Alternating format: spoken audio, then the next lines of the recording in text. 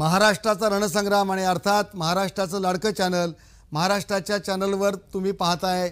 जय महाराष्ट्रावर तुम्ही पाहताय निवडणुकीचे सगळे अपडेट। आपल्यासोबत न्यूजरूममधून गेस्ट आहेत। गणेश खंडकर भाजपचे आहेत, महेश तपासे राष्ट्रवादी काँग्रेसचे आहेत आणि आमचे 50 प्रतिनिधी संपूर्ण महाराष्ट्रातून थेट ब्रेकिंग बातमी आपल्यापर्यंत पोहोचवत आहेत।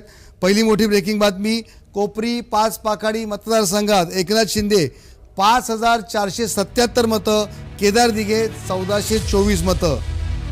एकनाथ शिंदे अपेक्षेप्रमाणेच आघाडीवर आहेत आणि आता महायुती 140 जागांवर तर महाविकास आघाडी 132 जागांवर आघाडीवर जाताना दिसते। मात्र इतरांची संख्या देखील कमी नाहीये।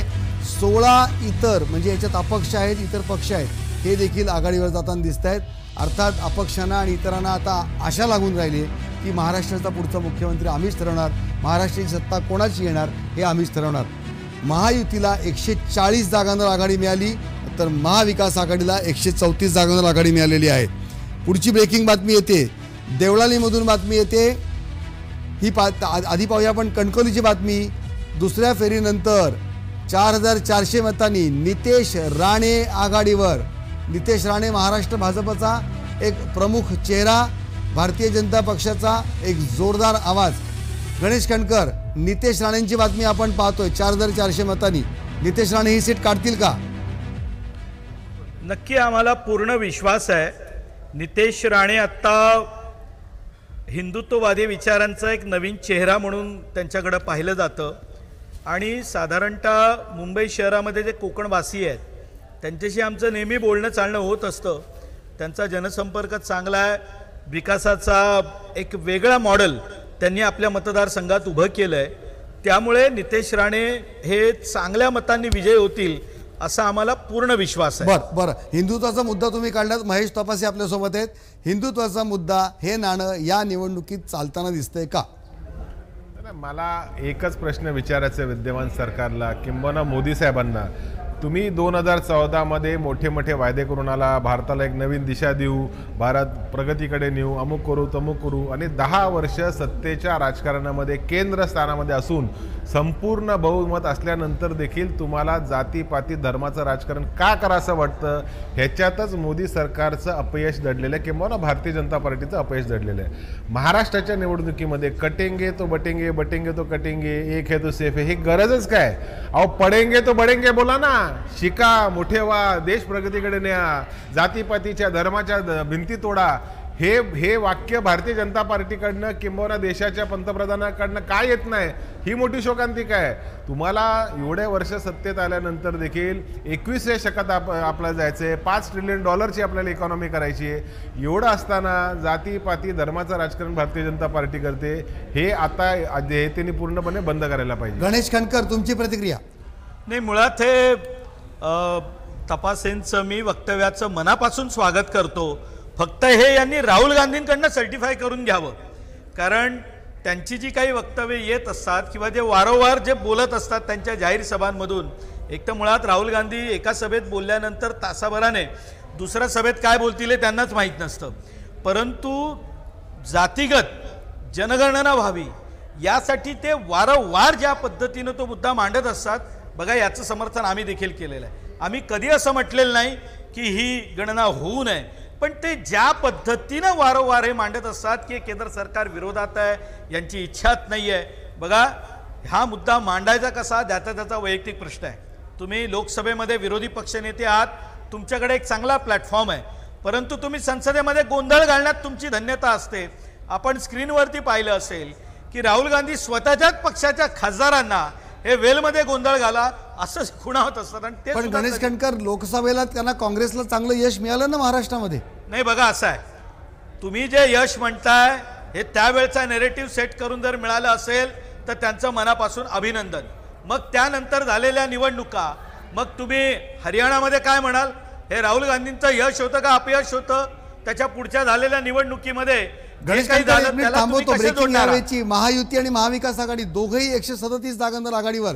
यावेळची सर्वात मोठी बातमी, डिफरन्स कमी होत येऊन आता या क्षणाला महायुती आणि महाविकास आघाडी दोघंही 137 ठिकाणी आघाडीवर सुरू आहेत। अर्थात ही प्राथमिक माहिती आहे, पण ही काटेकी टक्कर होणार अशीच लक्षणं दिसत आहेत। पहिल्या 1-1.5 तासामधलं जे चित्र दिसतंय ते दोन्ही पक्षांना, दोन्ही युती आणि आघाडींना बरोबरीने चालताना दिसत आहेत. Ganesh Kankar, please continue. आणि मी जसं मगाशी म्हणालो की हरियाणामध्ये जो काही निकाल लागला किंवा त्याच्यानंतर जे काही निकाल येत आहेत, तर मुळातच मग तुम्ही याला काय म्हणाल? हे राहुल गांधींचं यश आहे की ज्या वेळेला अपयशाची बाजू येते त्यावेळेला मग ते मल्लिकार्जुन खरगे दाखवले जातात. बघा असं आहे की लोकसभेच्या वेळेला संविधानाविषयी घेऊन ज्या पद्धतीनं खोटा नॅरेटिव्ह पसरवण्याचा प्रयत्न झाला त्यावेळची परिस्थिती आणि आजच्या दिवसातली देशातली परिस्थिती यामध्ये प्रचंड बदल झालेला आहे. नागरिकांच्या, मतदारांच्या मनामध्ये आत्ता काही संभ्रम यावेळेला आहे असं मला वाटत नाही. पण बटेंगे तो कटेंगे, एक आहे तो सेफ आहे, यासारख्या घोषणांची आता गरज आहे का? का बरं? काय अडचण आहे? ज्या वेळेला आपण हा प्रश्न मला विचारताय, तर ज्या वेळेला पुण्यामध्ये भर पत्रकार परिषदेमध्ये ज्या वेळेला हा विषय सांगितला जातो, शुक्रवारच्या वेळेला तिथे पत्रकार परिषद घेऊन काही उमेदवारांना विजयी करा म्हणून ज्या वेळेला नमाज नंतर सांगितलं जातं, त्यांना प्रश्न आपण का बरं विचारत नाही? त्यांना प्रश्न का विचारला जात नाही? याचं उत्तर महेश तापासेंकडून आपण घेऊया. महेश तापासे. नाही, पहिली गोष्ट अशी आहे की एखाद्या समुदायाने काय करायचा त्यांचा विषय हा का राजकीय पक्षाच्या कोड ऑफ कंडक्टमध्ये, निवडणुकीच्या कोड ऑफ कंडक्टमध्ये एखाद्या धर्माला अपील करणे बसतच नाही. आम्ही ते करत नाही.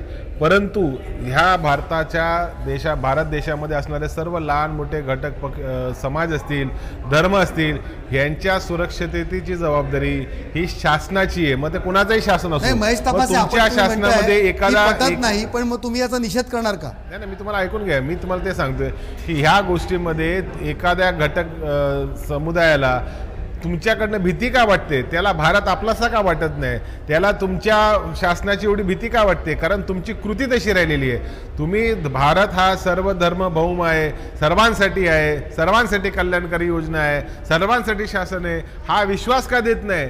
आणि हा विश्वास ज्या दिवशी तुम्ही द्याल त्या दिवशी असं काय होणार नाही. बरं गणेश कणकर, मला यावरती एक म्हणजे विस्तृत उत्तर द्यायचं, तुम्ही परवानगी द्या. बोला बोला गणेश. बघा, या देशामध्ये आपण प्रत्येक गरीबाला घर द्यावं, त्याच्या घरामध्ये वीज पोचावी, हर घर नल से जल ही आम्ही योजना सुरू केली. या देशामध्ये विकासाची गंगा वाहते. हे सगळं देत असताना आम्ही कुणाला धर्म विचारला का? त्याची जात विचारली का? की तुम्ही कुठल्या पंथाचे आहात असं विचारलं? जर उत्तर प्रदेशचा तुम्ही आकडा घेतलात, महाराष्ट्रातला आकडा घेतलात की प्रधानमंत्री गरीब आवास योजनेमध्ये जी काही घरं मिळालेली आहेत ती देताना आम्ही त्याचा जात पंथ विचारला का? तर अजिबात विचारला नाही. गावागावांमध्ये आज पाणी पोचतंय, हे देत असताना आम्ही काय त्याची जात पात विचारली का? या देशातल्या सामान्यातल्या सामान्य व्यक्तीला त्याची मूलभूत गरज भागवण्या इतपत काम आम्ही केलं पाहिजे, हे आमचं आम्ही कर्तव्य मानतो. दुसरी बाब, एक आहे तो सेफ आहे, हे जेव्हा आम्ही म्हणतो त्यावेळेला तुम्हाला अडचण काय वाटते? कारण प्रत्येक सभेमध्ये तुम्ही संविधान दाखवता, तुम्ही जातीगत जनगणनेची बाजू मांडता. मुळात एका समुदायाला तुम्ही बाजूला करायचं, एका समुदायाने तुमच्यासाठी पत्रकार परिषदा घ्यायच्या आणि त्याच वेळेला दुसऱ्यामध्ये फूट पाडायची.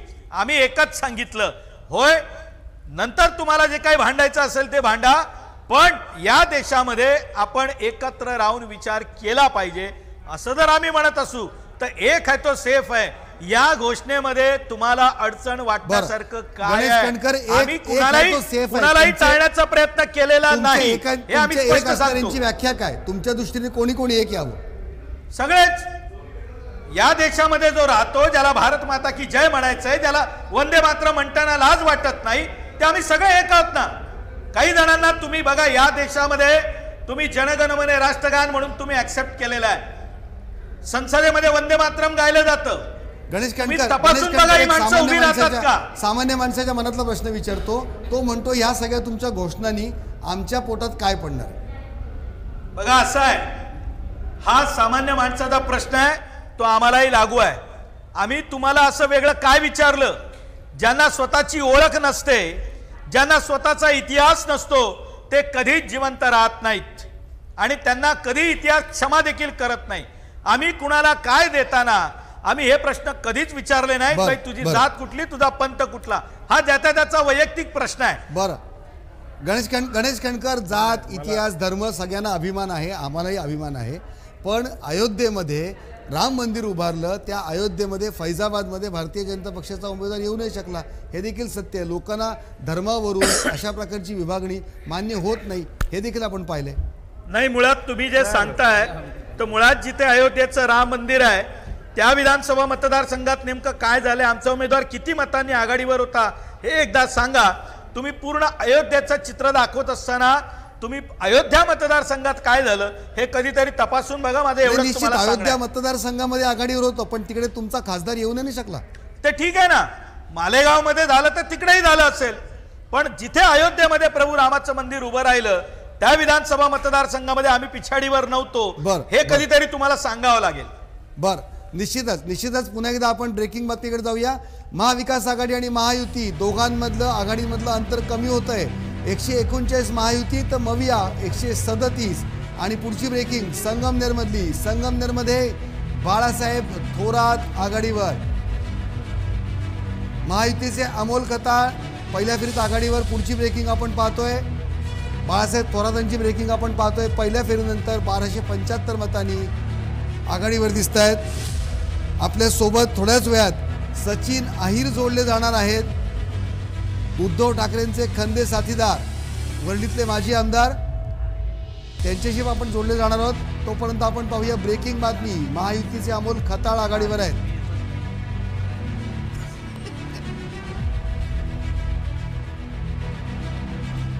एक मोठी बातमी मुंबईत 662 मतांनी शिवसेनेचे वरुण ठाकरे, उद्धव ठाकरेंचे वरुण सरदेसाई आघाडीवर आहेत. वांद्रे पूर्वची बातमी येते, झिशान सिद्दीकी आघाडीवर आहेत.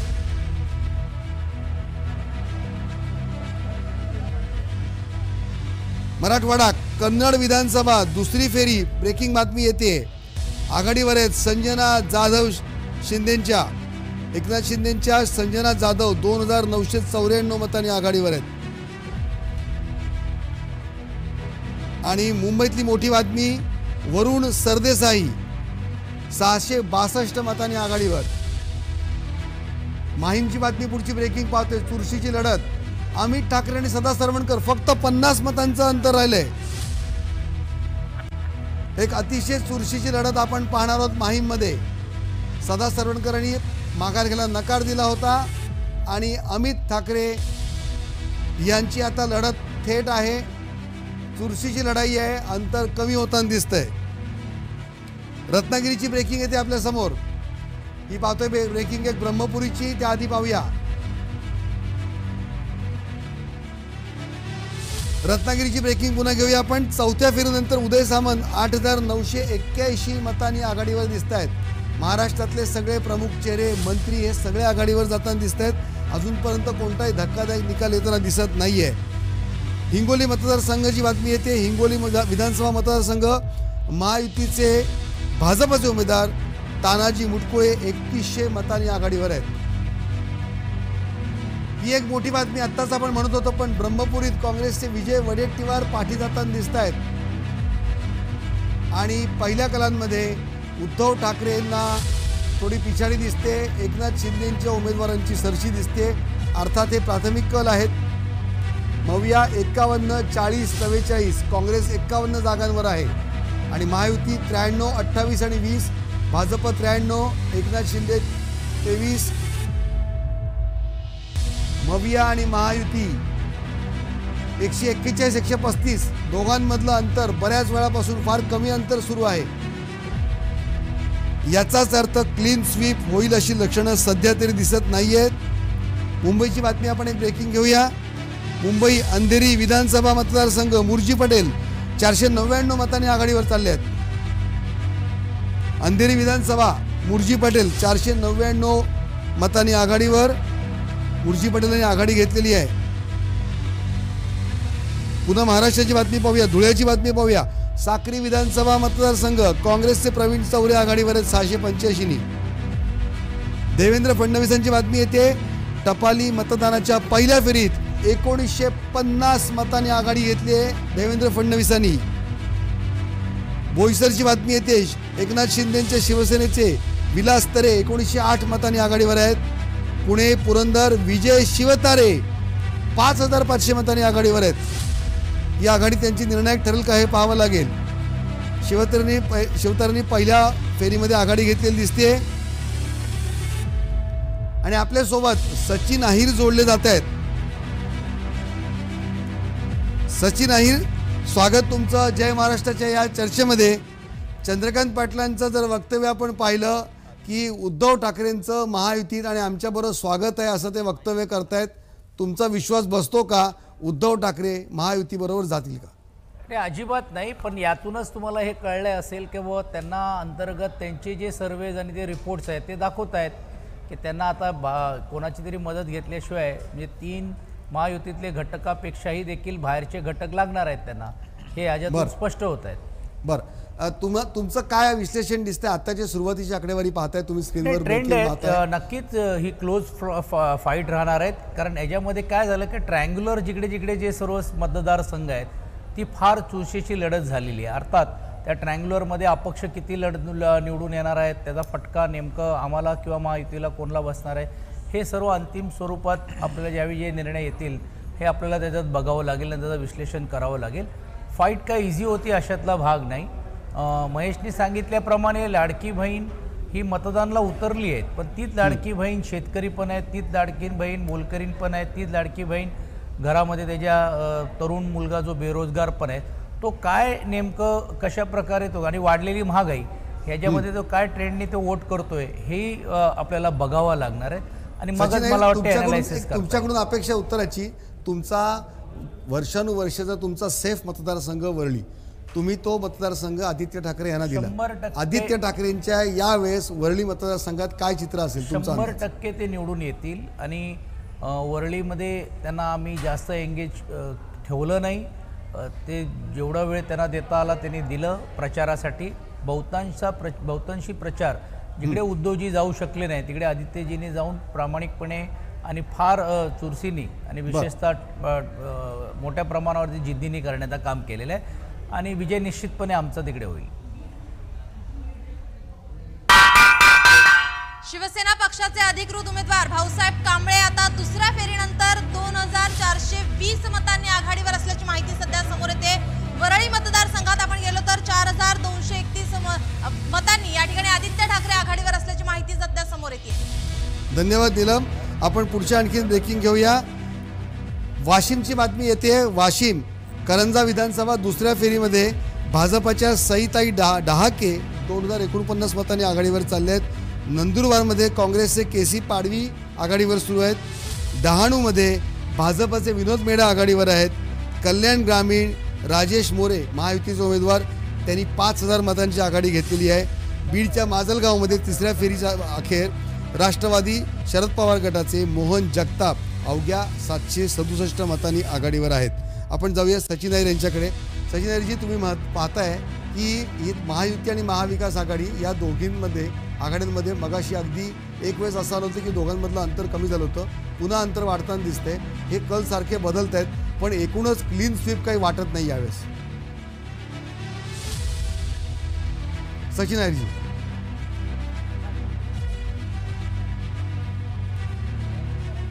सचिन अहिर, माझा आवाज येतोय आपल्यापर्यंत? हो, परत विचारा. माझा प्रश्न असा आहे की दोघांमध्ये एकूणच क्लीन स्वीप कोणाचाही दिसत नाही. महायुती किंवा महाविकास आघाडी कुठल्याही एका आघाडीची किंवा युतीची हवा आतापर्यंत दिसत नाहीये. ही कट टू कट काटेकी टक्कर दिसते. एक तुम्ही जर बघितलं असेल की ज्यावेळी महायुतीची स्थापना झाली त्यांची एकंदरीत संख्या जर पाहिली तुम्ही तर त्या संख्येच्या मध्ये खाली येताना तुम्हाला पाहायला मिळत आहेत ना. म्हणजे 105चा भाजप आहे ते आता 90वर दिसतोय. अजून ट्रेंड वाढल्यानंतर तुम्हाला लक्षात येईल की ते अजून कमी होताना पाहायला मिळतोय. तर नक्कीच नेगेटिव्ह इन्कम्पन्सी आहे. पण नेगेटिव्ह इन्कम्पन्सीच्या माध्यमातून जसं मी वारंवार सांगतोय की तिरंगी लढत जिकडे इकडे झालेली आहे, ते कोणी लढवलेत काय नाही लढवलेत, काय गमती झाले काय जमती झालेत, हे निर्णयाच्या अखेरमध्ये आपल्याला समजेल. कारण महायुतीमधून पण अनेकांना फूस देणं किंवा महायुतीतून पण अनेकांना मदत करून पण या ट्रायंग्युलर फाईट्स घडवण्याचं काम केलेलं आहे. काही प्रमाणावरती त्यांचा फायदा होताना दिसत असेल. सचिन अहिर, अशी चर्चा आहे, असं एक कालपासून चर्चा आहे की पुन्हा एकदा उद्धव ठाकरेंचे काही आमदार फुटणार आणि एकनाथ शिंदेना जाऊन भेटणार जिंकून आल्यानंतर. अहो, आता झालं ना, किती फोडून फोडणार. आता पूर्ण राज्यात फोडलं, आता तुम्ही आहेत ते तरी राहू द्या. असं होणार नाही. त्याला कारण असं आहे की हे निष्ठेने राहणारी जी लोक आहेत, जे फुटणार होते, ज्यांना आमिष दाखवायचं होतं, ते सर्व झालं असतं. नाही तर त्यांनी उमेदवारीच आमच्याकडे मागितली नसती किंवा आम्ही उमेदवारी दिली नसती. जे प्रामाणिक निष्ठेने राहिलेले लोक आहेत ते निवडून येताना आपल्याला पाहायला मिळत आहे. बरं, पण तुमच्या कानावर असं काय आहे का की संजय राऊत जो आरोप करतायत की पुन्हा त्यांना 50 खोके वगैरे अशी ऑफर सुरू आहे नाही, आणि हे तर फोडण्याची तयारी होणारच सुरू ना. आहे? हे तर सर्वसाधारणपणे तुम्ही बघा, काल परवापासून एक्झिट पोल्स फेवरेबल महायुतीला दाखवून पण मग अशा या फोनाफोनी का करायची गरज लागते, का ही वेळ येते, ह्याचा अर्थच असा आहे की त्यांचा इंटरनल सर्वे तो दाखवतोय की ही काटेकी टक्करच राहणार आहे.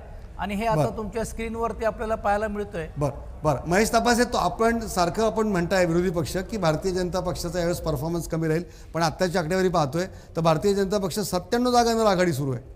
काय सांगाल? ही कासव आणि सस्याचा खेळ आहे. कासव हा 100% जिंकणार ह्यात दुमत नाही, आणि ससा किती पळाला तर तो शेवटी हरणार आहे. कारण भारतीय जनता पार्टीकडे सत्ता केंद्र आहे. कल्याणकारी राज्य ही संकल्पना त्यांना मान्यच नाही, संविधान त्यांना मान्यच नाही. कसंही करा, जोड मोड तोड करके फोड आणि सरकार बनव, एवढंच त्यांना कळतंय. आता पण तुम्ही संविधानावरून तुम्ही फेक नॅरेटिव्ह करता असा वारंवार आरोप होतोय. आणि आता यांना संविधान मान्यच नाही, यांना संविधान मान्य नाही, यांना मनुस्मृती मान्य आहे. हे संविधानाचे रक्षक कधी होते? कधी डॉक्टर बाबासाहेबांच्या आंबेडकरांच्या विचारावर चालले? कधी यांना भारताची सार्वभौमता यांना मान्य होते? ना कधीच मान्य नव्हती. ह्यांचा फारच पोलराइज छोटासा अजेंडा आहे, तो काय कल्याणकारी योजनेचा अजेंडा नाही. मगाशी आमचे मित्र गणेशराव म्हणत होते हर घर में जल, आम्ही धर्म भेदभाव विचारला नाही. अहो मग युपीचा बुलडोजर कोणावर चालला? युपीचा बुलडोजर चालत असताना तुम्ही धर्म जात पाहिली की नाही पाहिली हे तर मान्य कराल की नाही? संबंध देशाला मान्य आहे. तुम्ही युपीचा गणेश खंडकर तुम्हाला उत्तर द्यायचंय. बघा, असं आहे की आम्ही एकदम स्पष्ट आहोत. ज्याने गडबड केली त्या दुबेलाही आम्ही सोडला नाही. ज्याने पोलिसांवर गोळ्या चालवल्या त्याचा पण एन्काउंटर झाला. असा आहे, योगींवरती सुरुवातीला जे आरोप झाले ते काही वेगळ्या धर्माने नाही, आपल्याच लोकांनी केले. परंतु हळूहळू स्पष्ट झालं योगींच्या कार्यकाळामध्ये जो आरोपी आहे त्याचा जात धर्म याचं कुठलंच महत्त्व नाही. तुम्ही चेक करू शकता. केवळ मी सांगतो म्हणून नाही, पण मुळात उत्तर प्रदेशचा गेल्या 15-20 वर्षाचा जर आपण पूर्ण इतिहास तपासला तर जागा कुणी बळकावल्या, अनधिकृतपणे बांधकामं कुणी केली, आरोपी कुठल्या पक्षाचे होते, ज्यांची सत्ता आली तिकडे ही मंडळी जात होती. भारतीय जनता पक्षाची योगीजींची सत्ता आल्यानंतर आता याला माफी नाही. याला ज्या अँगलने बघायचं असेल त्यांनी बघावं, आमची काही हरकत नाही. आरोप वरळी मतदारसंघातून आकडेवारी समोर येते. आदित्य ठाकरे यांच्याकडे 4231 नी आघाडी आहे, तर देवरा आहे 3736. अगदी चुरशीची लढत या ठिकाणी पाहायला मिळते. चुरशीची लढत बघायला मिळते. मी येतो थोडं थांबून सचिन नायर यांच्याकडे. सचिन नायर, तुमच्यासाठी आनंदाची बातमी आहे. आदित्य ठाकरे आघाडीवर आहेत. हो, ते आघाडी राहणार, टिकून राहणार, त्याच्यात काय वादच नाहीये. आणि निश्चितपणे विजय आमचा होईल. पण जसं गणेशजी बोलत होते की एक गोष्ट आपल्याला हे नाकारता येणार नाही, नरेटिव्ह हे नरेटिव्ह आम्ही नाही ठरवलेले आहेत. अबकी बार 400 पार हे कोणी नारा दिलं, भटकती आत्मा हा कोणी नारा दिलं, त्यानंतर नकली संतान, हे मुद्दे आहेत का? आज तुम्हीच हेच जर बघितलं असेल, बटेंगे आणि कटेंगे, जर विकासाचा मुद्दा घेऊन जर जायचं असेल तर काय गरज आहे? मग त्याला सावरासावरी करण्यासाठी एक आहे तो सेफ आहे, तेही चाललं नाही. आणि त्यावेळी वाटलं मग वोट जिहाद आणि शेवटचं धर्मयुद्ध. म्हणजे हे काय निवडणुकीचे प्रचाराचे मुद्दे आहेत का? तुम्ही जर लोकांमध्ये चांगली कामं केलीत, विकास केली, जा ना लोकांसमोर, मागा ना मतं. तुम्हाला कोणी थांबवलेलं आहे? तुम्ही तुमचा प्रचारच ज्यावेळी नरेटिव्ह तुम्ही निर्माण करणार तर त्याला काउंटर म्हणून गणेश खंडकर, वारंवार तुम्हाला हे प्रश्न विचारले जात आहेत, काय सांगाल? नाही, मी मगाशी सांगितलं की साहेब, एक आहे तो सेफ आहे, हा आमचा जी काही आमची घोषणा होती, तो नारा होता. विरोधी पक्षाला ज्या पद्धतीने घ्यायचं असेल त्यांनी घ्यावं.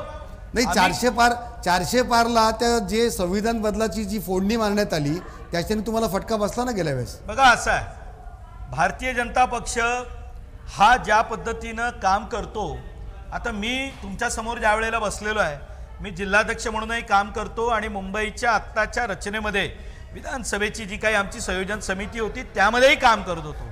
आम्ही रात्री 3-3 वाजेपर्यंत काम करत असताना दुसऱ्या दिवशी सकाळी 9 वाजता दादर कार्यालयात हजर असायचो, दिवसभर केलेल्या कामाचं अपडेट द्यायचो आणि परत आपल्या मतदारसंघात जायचो. तुम्हाला उमेदवारी मिळाली पाहिजे होती गणेशजी म्हणून, का नाही मिळाली? आम्ही पक्षाचे कार्यकर्ते आहोत. आम्ही जी मेहनत करतो, आम्ही लक्ष ठेवलं होतं की होय आपण काम करतो तर जनतेमध्ये जायचं आणि यंदा आपण 400 जागा जिंकू. लास्टला का कापला गेला? यात आमचं काय चुकलं? काँग्रेसलाही कधी काही 415 जागा मिळाल्या नाही. एक महत्त्वाची ब्रेकिंग आहे नांदगावमध्ये शिंदेच्या शिवसेनेचे सुहास कांदे या ठिकाणी त्यांची आघाडी कायम आहे. तिसऱ्या फेरी अखेर सुहास कांदे यांची 14,000 मतांची आघाडी आहे तर समीर भुजबळ पिछाडीवरती आहेत. सुहास कांदे आणि समीर भुजबळ यांचा संघर्ष आपण पाहिला होता आणि सुहास कांदे आता आघाडीवर चालले आहेत. पुन्हा आपण जाऊया गणेश कणकर आणि सचिन देर यांना आपण सॉरी इंटरप्ट केलं. प्लीज कंटिन्यू गणेश कणकरजी. नाही, त्यामुळं एखाद्या पक्षाचा आत्मविश्वास असणं, जसं आता महाराष्ट्रामध्ये दोन्ही प्रवक्ते महाविकास आघाडीचे आहेत, जर त्यांना वाटत असेल की होय आम्ही 170-180 जागा आमच्या जीवावरती जिंकू तर याला अति आत्मविश्वास म्हणायचं का? बघा, असं आहे की पक्ष काम करत असतो, कार्यकर्ते जोमानं काम करत असतात, अनेक अडचणींना सामोरे जात असतात आणि त्यावेळी जर का कार्यकर्त्याला आत्मविश्वास असेल की नाही यावेळेला आम्ही आमच्या बळावरती सत्ता आणू, कधी मिळालं नाही ते यश आम्ही खेचून आणू, तर याला अति आत्मविश्वास म्हणायचा? म्हणून मी मगाशी म्हणालो की हा फेक नेरेटिव्ह ज्या पद्धतीनं सेट झाला, बघा यातनं आमचं नुकसान काही झालं नाही. आम्ही 240 जागा जिंकलो, परंतु सतत तिसऱ्यांदा ज्यांना विरोधी पक्षात बसावं लागलं ते स्वतःच्याच हाताने स्वतःची पाठ थोपटून घेत आहेत. मला याचं नवल वाटतं. आम्ही तिसऱ्यांदा पंतप्रधान झालो ना देशामध्ये, तिसऱ्यांदा आमची सत्ता आली. नाही, पण तुम्हाला आज 2 कुबड्या घ्यावे लागतायत ना. आज मोदी सरकार राहिलं कुठे? आज तुम्हाला एनडीए म्हणून घेऊन तुम्हाला जावं लागतोय ना, हे पण नाकारता येणार नाही. मग तुम्ही स्वबळावरती 400-350चा आकडा पार करणार होता आणि धर्मयुद्धाची चर्चा करण्याची गरज राज्यामध्ये जर निर्माण होत असेल, याचा अर्थच असा आहे की ज्यावेळी भारतीय जनता पार्टीला वाटते की आपण निवडणुका हारतोय, कधी रामाच्या नावाने, कधी मंदिराच्या नावाने, कधी धर्माच्या नावाने, हे त्यांचा पारंपरिक आणि आम्हाला ह्याची जास्त माहिती आहे. मतदारांचं मत काय सारखं दिसत नाहीये. 25 वर्ष सचिन मतदारांचं मत बघा, 158 ठिकाणी महायुती आता पुढे आहे. पण यामध्ये माझं एक मत असं आहे की मी सचिन भाऊंचं मत मी स्वीकारतो, पण असं आहे की गेल्या वेळेला आम्ही मुख्यमंत्री केलं नाही म्हणून तुम्ही त्यांच्या सोबत गेलात.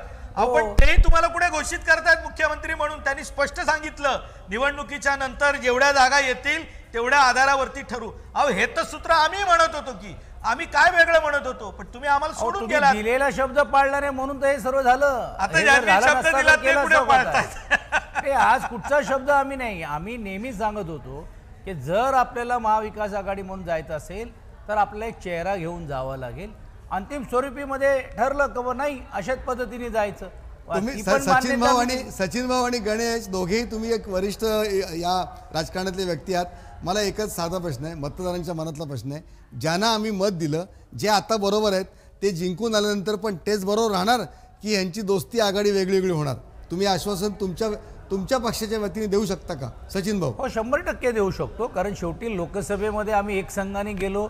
आज ठीक आहे, सरकार जरी देखील देशामध्ये नाही आलं तरी देखील एक सशक्त विपक्ष म्हणून घेऊन आम्ही ही लढाई लढतोय. आज तीच लढाई आम्ही इकडे लढू. सरकारमध्ये आलो तरी लढू, सरकारमध्ये नाही आलो तरी लढू. आम्हाला कॉन्फिडन्स आहे. ओव्हर कॉन्फिडन्स नाही. मित्र तेच राहणार की मित्र बदलणार, आणखी नवीन येणार?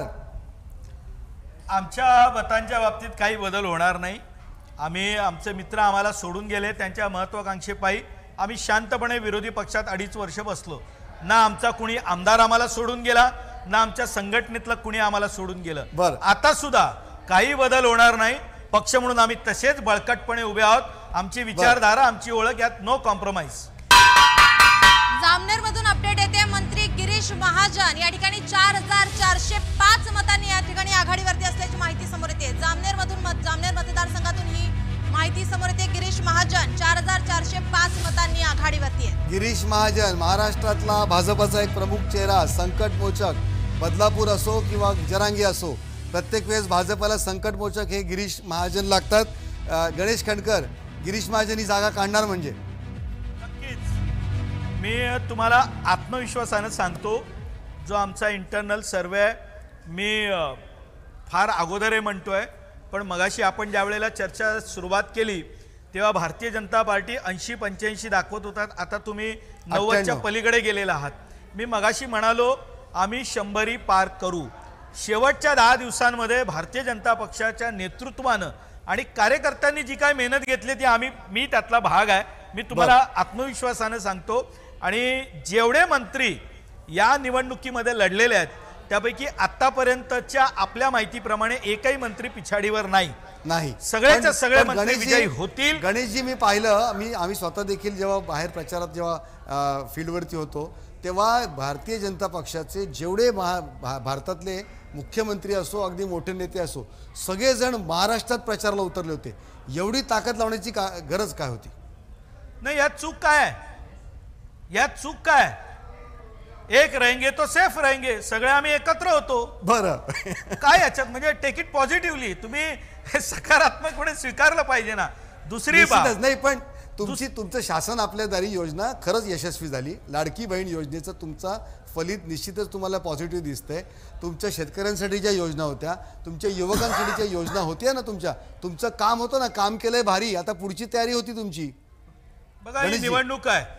निवडणुकीला कधीही अति आत्मविश्वासानं समोर जायचं नाही. आणि राजकारणामध्ये एक चूक कधीही करायची नाही. तुम्ही तुमच्या काम करताना 100 चुका केल्या त्या मान्य असतील, परंतु कधीही जनतेला गृहीत धरायचं नाही. ही जी चूक ज्याने केली त्याला राजकारणामध्ये पुढे काय झालं हे माहिती आहे. त्यामुळे आम्ही कधी जनतेला गृहीत धरलेलं नाही. पुढची निवडणूक ही जनतेसमोर लढायची आहे, हे भारतीय जनता पक्षाचं कायम धोरण आहे. तुम्ही लोकसभेतून तुम्ही धडा घेतलात, तुम्ही जनतेला गृहीत धरलं नाहीत. पण सचिन भाऊ, तुमच्या महाविकास आघाडी जनतेला गृहीत धरलंय का? आताची आकडेवारी पहा, 161 आणि 116 अंतर वाढत चाललंय. नाही, आता शेवटी जे ट्रेंड्स आहेत ते आपल्याला मान्यच करावं लागेल. पण आता ट्रेंड्स हे काय अर्ली ट्रेंड्स आहेत, पुढे आपल्याला त्याचं विश्लेषण करता येईल. जनतेने काय घेतलं ते कौल आपल्याला मान्य करावं लागेल. जनतेने सत्तेमध्ये बसवण्याचा कौल दिला तर सत्तेमध्ये चांगलं शासन देऊ, नाही जर दिलं तर विरोधी पक्ष म्हणून पण आम्ही आमची भूमिका मांडण्यामध्ये सक्षम आहोत. प्रश्न तो नाही राहत आहे. जसं आता तुळजापूर मतदारसंघातून एक ब्रेकिंग बातमी समोर येते. भाजपाचे राणा रणजितसिंह पाटील चौथ्या फेरीत अखेर त्यांनी 5550 मतांनी आघाडी घेतलेली. आताची सर्वात मोठी बातमी आपण पाहतोय. तुळजापूर मतदारसंघातून चौथी फेरी अखेरीस या ठिकाणी 5550 मतांनी त्यांची आघाडी आहे. धन्यवाद नीलम. आणि रायगडची बातमी येते कर्जतची. महेंद्र थोरवे, एकनाथ शिंदेचे विश्वासू सहकारी, 11,943. पुढे आहेत ते नितीन सावंतांना फक्त 4,965 आणि सुधाकर घारे अपक्ष आहेत. अर्थात माफ करा, सुधाकर घारे अपक्ष 12,750. अपक्ष सुधाकर घारे या मतदारसंघात आघाडीवर चालले आहेत. मोठी बातमी येते. सचिन भाऊ, तुमच्याकडे मी येणारच आहे. काकासाहेब आपल्यासोबत जोडले गेलेत. अपक्षांची भूमिका यावेळेस निर्णायक ठरेल असं वाटतंय का काकासाहेब? पण आपण जर बघितलं तर आता 9:45 वाजता आहेत. 2 ते 3 फेरींचा आता सरासरी कल दुसऱ्याच फेरीचा कल असेल, परंतु निश्चितपणे जेव्हा 12-12:30 होऊन जातील तेव्हा चांगल्या पद्धतीने चित्र. मी थोडं थांबवतो. मंगलप्रभात लोढा बोलतायत प्रसारमाध्यमांशी, आपण थेट जाऊया. थोडं थांबवतो. कर्जतमध्ये ट्रेंड संपर्क होत नाहीये, आपण पुन्हा जाऊया. Kakasaheb please continue. मी आता सांगत होतो की आता 9:45 चे कल आहे, परंतु निश्चित पद्धतीने आपण 12-12:30 लीड आपल्या लक्षात येईल. या मलाडवेसला असलम चक्री शेवटच्या 180-190 बूथपर्यंत 35,000 झाला तर ठीक आहे. तुमचा आवाज माझ्यापर्यंत पोहोचत नाहीये. गणेश खणकर, मी तुमच्याकडे येतोय. भारतीय जनता पक्षाचं जे आता आपण संख्याबळ पाहतोय, निश्चितच तुमच्या सगळ्या ज्या पॉलिसीज, सगळ्या थेरीज या निश्चित चांगल्या होताना दिसत आहेत. तुम्हाला काय वाटतं, तुम्हाला हे जे यश मिळालंय या एक रहेंगे, सेफ रहेंगे, बटेंगे कटेंगे, याच्यामुळे हिंदू एकवटलाय का? हिंदू मतांचं पोलरायझेशन झालेलं दिसतंय का तुम्हाला? बघा, असं आहे की यामध्ये अनेक गोष्टी आहेत. मी मगाशी जसं म्हणालो तसं विरोधक कायम आमच्यावरती टीका करत असतात की भारतीय जनता पार्टी हा केवळ निवडणुका ओरिएंटेड पक्ष म्हणून काम करतो. बघा, असं आहे की निवडणूक संपल्यानंतर 5 वर्ष संघटनेचं काम करायचं असतं. लोकसभा संपल्यानंतर ज्या पद्धतीनं आमच्या विरोधात नॅरेटिव्ह सेट करण्याचा प्रयत्न झाला, जो गैरसमज पसरवण्याचा प्रयत्न झाला, त्यातून आम्ही धडा घेतला. मुळात असं आहे की कधी एका निवडणुकीनं खचायचं नसतं आणि जिंकलो म्हणून मातायचं नसतं.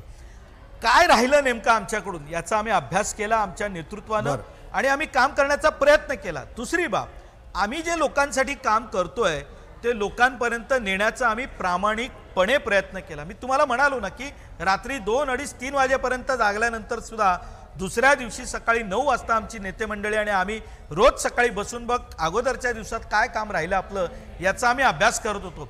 मी जेव्हा आज तुमच्या समोर पक्षाची बाजू मांडतोय आणि आत्मविश्वासाने सांगतो की बघा असं आहे की एखाद वेळेला चूक होऊ शकते, परंतु जनतेवरती विश्वास ठेवायचा असतो. जनता तुमचं काम बघत असते, ती एकदा चुकेल, वारंवार चुकत नाही. आणि म्हणून कणकवलीतून आता मोठी बातमी समोर येते. नितेश राणे 8461 मतांनी आघाडीवरती आहे. चौथी फेरी या ठिकाणी झालेली आहे. कणकवली मतदारसंघातून आताची मोठी बातमी आपण पाहतोय. नितेश राणे आघाडीवरती आहे. देवेंद्र फडणवीस 3939 मतांनी आघाडीवरती आहे. दुसऱ्या फेरी अखेर देवेंद्र फडणवीस यांची माहिती या ठिकाणी, त्यांची पण आघाडी या ठिकाणी पाहायला मिळते. धन्यवाद नीलम. गणेश कणकरजी, तुम्ही सांगत होतात भारतीय जनता पक्ष हा सुरुवातीपासूनच एक कॅडर बेस पार्टी म्हणून ओळखला जातो. Please continue. नाही, आणि म्हणून मी म्हणालो तसं की यामध्ये आमचं यश काय असेल तर अनेक कार्यकर्त्यांना या निवडणुकीमध्ये निवडणूक लढायची इच्छा होती. पक्षानं न्याय नसेल केला, परंतु आपण पाहिलं असेल की सर्वात कमी बंडखोरी किंवा सर्वात कमी अडचण झाली असेल तर ती आमच्या पक्षात झाली. आमचे कार्यकर्ते जशा उमेदवारी जाहीर झाल्या तसे कामाला लागले. आम्हाला वेळ त्यात घालवावा नाही लागला. आमच्या नेतृत्वानं ज्याची काळजी घ्यायची ते घेतली. आज त्याचा परिणाम आपण पाहतोय. पण तरी शेवटी जनतेचा विश्वास, जनता आमच्यावर जे विश्वास दाखवते ही आमच्यासाठी जमेची बाजू. आणि नेतृत्वानं जे काही आवश्यक आहे ते मोदी साहेबांपासून ते फडणवीस साहेबांपर्यंत आणि नड्डाजींपासून ते अमित शहापर्यंत, मुंबईचे अध्यक्ष असतील, आशिषजी असतील, बावनकुळे साहेब असतील, या सर्व नेतृत्वानं जे आवश्यक आहे ते सर्व केलं. त्याचा कदाचित हा परिणाम दिसतोय.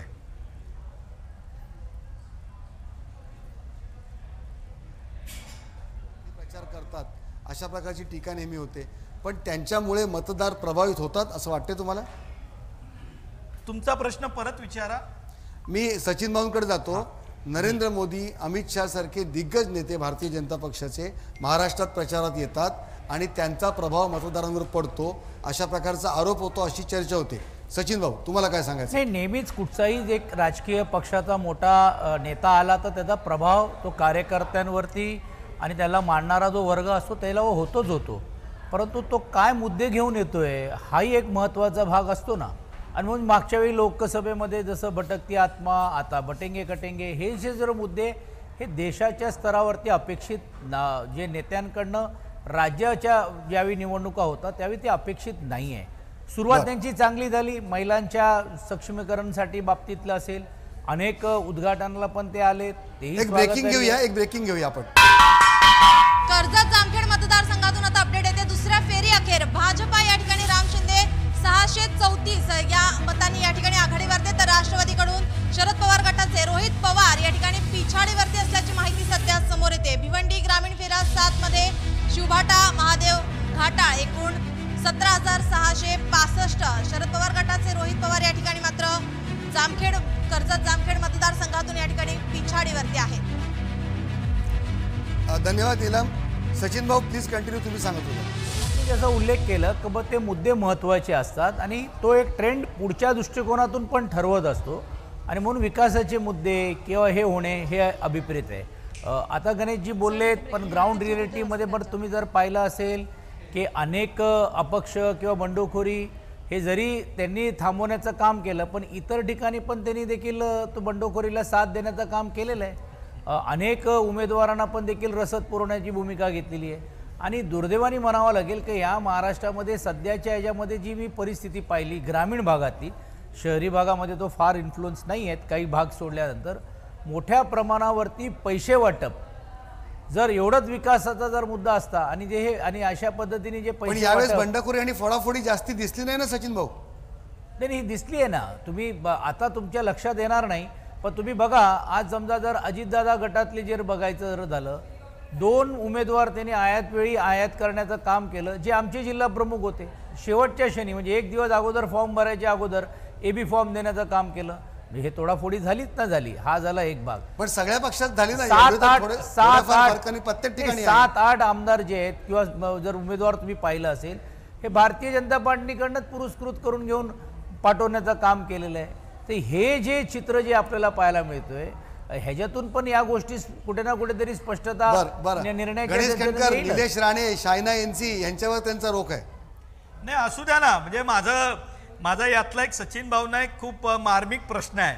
सचिन भाऊ खूप म्हणजे विधानसभेमध्येही त्यांनी खूप चांगलं काम केलं आणि अनेक वर्ष ते लोकप्रतिनिधी आहेत, तेही आघाड्यांमध्ये त्यांनी काम केलेलं आहे. बघा, आमची महायुती म्हणून ज्या ठिकाणी ज्या पक्षाला जागा गेली तिथे उमेदवारांची बदल हे आम्ही आपसी सामंजस्याने केलं. यांच्याकडे का नाही होऊ शकलो? रोज सकाळी संजय राऊत आणि नाना पटोलेंचं सकाळी भांडण व्हायचं. इकडे संजय राऊत बोलायचे, नाना म्हणायचे बा ते हायकमांड आहेत. आता हे हायकमांड म्हणण्याचा काय अर्थ? आणि संजय राऊत म्हणायचे दिल्ली, म्हणजे हा तुमच्याकडे प्रकार होता. आम्ही एकमेकांना मदत केली. आम्ही महायुती म्हणून आम्ही निवडणुकीला सामोरे गेलो. बाई, निवडणूक आहे, जिंकायची आहे आम्हाला. आम्ही एकमेकांना सांभाळून घेतलं. त्याच वेळेला तुम्ही मुख्यमंत्रीपदाचा चेहरा घोषित नाही केला म्हणून त्या दिवशी संजय राऊतांनी दिलेला स्टेटमेंट तुम्ही चेक करा, किंवा संजय राऊत या विषयावरती नाना पटोले ज्या उद्धटतेने बोलत होते ते तुम्ही एकदा चेक करा. महाविकास आघाडी म्हणून तुम्ही कसे सामोरे गेलात, महायुती म्हणून आम्ही कसे सामोरे गेलो, हे आता दिसतंय लोकांना. ह्यात काय चुकीचं आहे? आम्ही एकमेकांना सांभाळून घेतलं. गणेश कणकर 173 101 अंतर आता खूपच वाढत सुरू आहे.